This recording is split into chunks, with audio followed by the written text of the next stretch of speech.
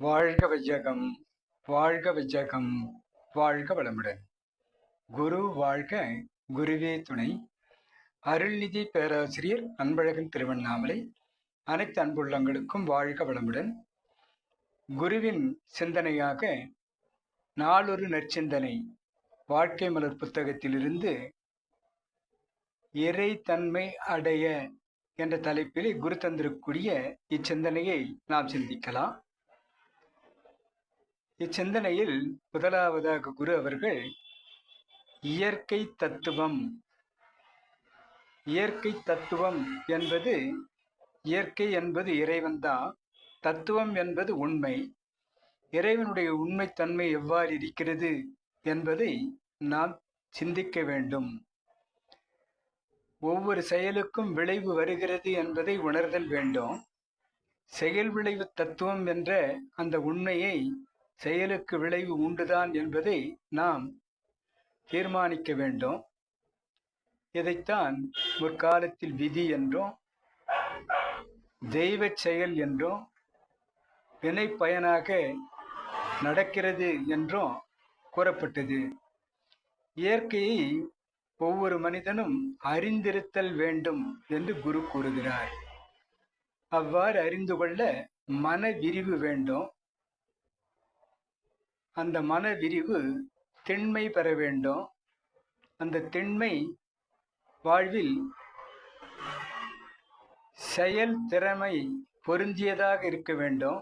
அவ்வாறு அந்த வாழ்க்கையில் வெற்றி மகிழ்ச்சி அவருக்கு கிடைப்பதாக அவர் அதனை மாற்றிக்கொள்ள வேண்டும்.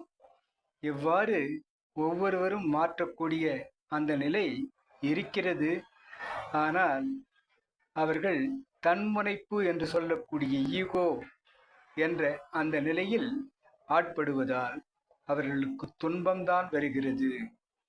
அவர்களுக்கு எல்லாமே இயற்கையை உணர்ந்து கொள்ளாமலோ, அதை மதித்து ஒழுகாமலோ, தன் இஷ்டம் போல் உடல் தழுவி புலனுக்காக இயங்குபவர்களாக அவர்கள் மாறிப்போனதால் அவர்கள் ஒரு எல்லையை கட்டிக்கொண்டு அவர்கள் வாழ்க்கை நடத்த முனையும் போது இந்த தன்முனைப்பு என்னும் ஆணவம் தலை தூக்குகிறது.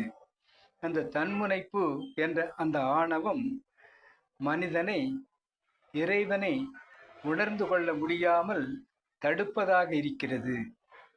அளப்பரிய ஆற்றல் கொண்ட அந்த மனிதனுக்கு ஏன் தெரியவில்லை, ஏன் உணர முடியவில்லை என்று பார்த்தால், மனிதன் உயிர் ஜீவன்களில் தலை சிறந்த மதிப்பு மிக்க ஒரு உயிர் ஜீவன்.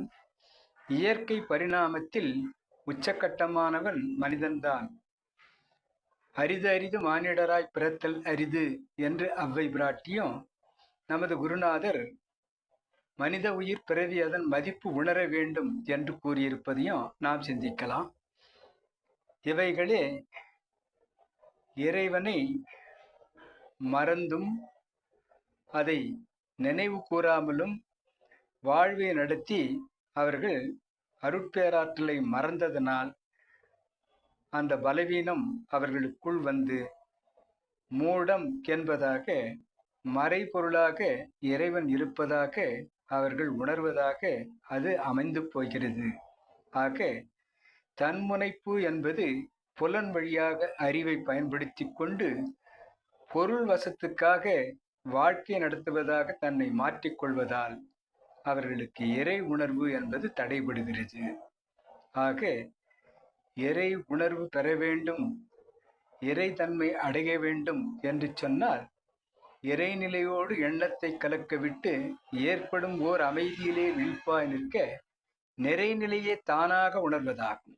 நித்தம் நித்தம் உயிர் உடலில் இயங்கும் மட்டும் உறைந்து உறைந்து இந்நிலையில் பழகிக்கொள்ள உலக இன்பங்களில் அளவு கிட்டும் கரை நீங்கி அறிவு மெய்ப்பொருளாய் மாறும் கரைந்து போம் தன்முனைப்பு காணும் தெய்வம் என்று குரு கூறியிருப்பதை சிந்தித்தால் இன்ட்யூஷனாக, உள் உணர்வாக நாம் இறைவனை உணர்ந்து கொள்ள அனைத்து பயிற்சிகளையும் எடுத்து ஈகோ என்று சொல்லக்கூடிய அந்த ஆணவத்தை, தன்முனைப்பை நாம் கோகோ என்று அந்த ஈகோவை விரட்டினால் இறைவன் நம்மை அரவணைத்துக் கொள்வார்.